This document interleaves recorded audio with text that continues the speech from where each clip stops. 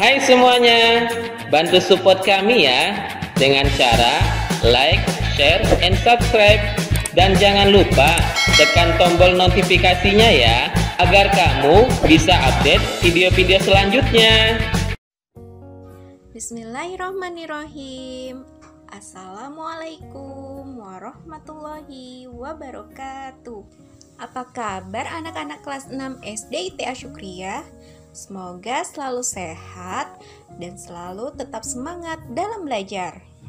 Pada pertemuan pembelajaran bahasa Indonesia kita kali ini, kita akan belajar mengenai membandingkan karakteristik teks puisi dan teks prosa.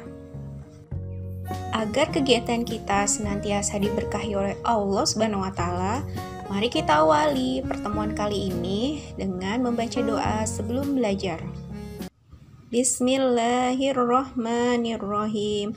Rabbi zidni ilman warzuqni fahman waj'alni minas solihin.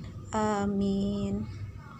Pada materi kali ini, kompetensi dasar yang harus dicapai adalah 3.5 membandingkan karakteristik teks puisi dan prosa. 4.5 mengubah teks puisi ke dalam teks prosa dengan tetap memerhatikan makna isi teks puisi. Materi kali ini kita awali dengan pengertian puisi. Puisi adalah salah satu jenis karya sastra yang gaya bahasanya sangat ditentukan oleh rima, irama, serta penyusunan lirik dan bait. Sumber Wikipedia. Selanjutnya, karakteristik dari puisi antara lain: yang pertama, bahasa menggunakan majas-majas atau gaya bahasa seperti kiasan. Yang kedua, makna tiap baris kalimatnya bukanlah makna sebenarnya, melainkan perlu penafsiran terlebih dahulu. Dan yang ketiga, kata-kata dalam puisi dipilih dan ditata dengan cermat untuk membangun keindahan. Berdasarkan bentuknya, puisi terbagi menjadi dua. Yang pertama, puisi lama, contohnya adalah syair dan pantun. Sedangkan yang kedua adalah puisi baru. Puisi baru, meskipun masih terikat aturan-aturan mengenai puisi, tetapi memiliki bentuk yang lebih bebas dibandingkan dengan puisi lama, baik dalam jumlah baris, suku kata, maupun rima. Mari kita berlanjut pada materi berikutnya, yaitu pengertian prosa. Prosa adalah karya sastra yang berbentuk cerita yang disampaikan menggunakan narasi. Sumber Wikipedia. Jenis prosa ada dua. Yang pertama yaitu prosa lama. Contohnya hikayat, sejarah, kisah, dan dongeng. Sedangkan yang kedua adalah prosa baru. Contohnya novel, cerpen, kritik, esai, resensi, dan lain-lain. Nah, setelah tadi kita melihat karakteristik dari puisi, sekarang kita akan coba mempelajari karakteristik dari. Untuk karakteristik prosa, diantaranya yaitu yang pertama, prosa cenderung menggunakan bahasa dengan makna sebenarnya dan tidak perlu banyak menggunakan majas atau gaya bahasa seperti pada.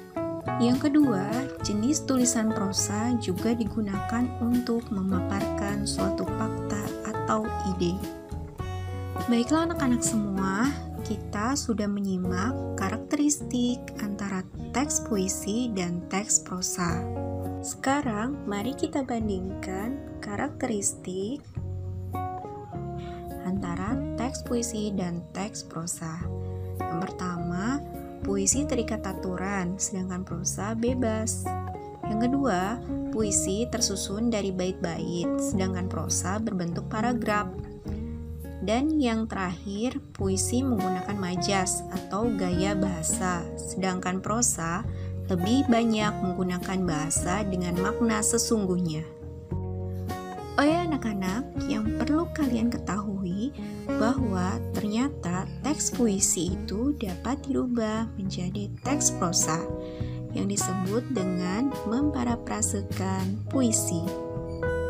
Berikut ini akan disampaikan bagaimana caranya agar kita mudah mengubah teks puisi menjadi teks prosa. Yang pertama, memahami isi puisi dengan cara membaca puisi secara berulang-ulang.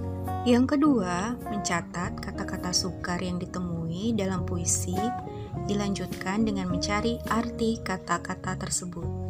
Yang ketiga, menambahkan kata-kata dan tanda baca yang sebelumnya tidak ada dan dihilangkan dalam puisi agar terlihat lebih indah.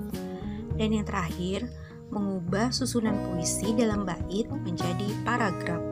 Bagaimana? Mudah bukan? Mengubah teks puisi menjadi teks prosa. Namun harus diingat bahwa dalam mengubah puisi menjadi prosa harus tetap memperhatikan bahwa makna puisi tidak boleh berubah setelah kita ubah menjadi prosa. Sekarang mari kita lihat contoh mengubah puisi menjadi prosa dari penggalan puisi karya Taufik Ismail. Yang pertama, mari kita sama-sama simak dalam bentuk puisinya. Karangan bunga. 3 anak kecil dalam langkah malu-malu datang ke Salemba sore itu. Ini dari kami bertiga, pita hitam pada karangan bunga, sebab kami ikut berduka bagi kakak yang ditembak mati siang tadi. Nah, baru saja Ustazah membacakan puisi dari karya Taufik Ismail. Kalian tentu bisa lebih bagus ya cara membacanya. Kemudian yang akan kita lakukan sekarang adalah merubah puisi tadi menjadi sebuah prosa. Nah, ini dia hasilnya saat kita sudah merubahnya menjadi prosa. Karangan bunga. Ada 3 anak kecil dalam langkah malu-malu datang ke Salemba pada sore itu. Mereka berkata sambil menyerahkan sebuah karangan bunga. Ini dari kami bertiga, pita hitam pada sebuah karangan bunga.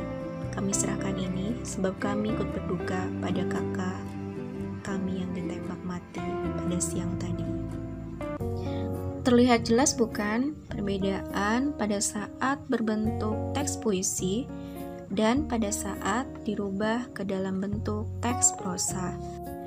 Ada penambahan tanda baca serta kata-kata agar puisi yang diubah ke dalam prosa tersebut menjadi sebuah paragraf yang padu.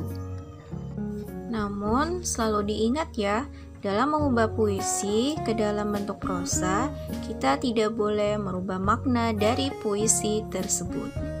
Demikian materi yang dapat disampaikan pada pembelajaran kali ini. Semoga apa yang disampaikan menjadi ilmu yang bermanfaat.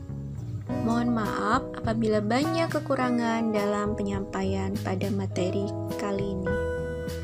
Mari kita tutup dengan membaca hamdalah. Alhamdulillahirabbil alamin. Terima kasih atas perhatiannya. Wassalamualaikum warahmatullahi wabarakatuh.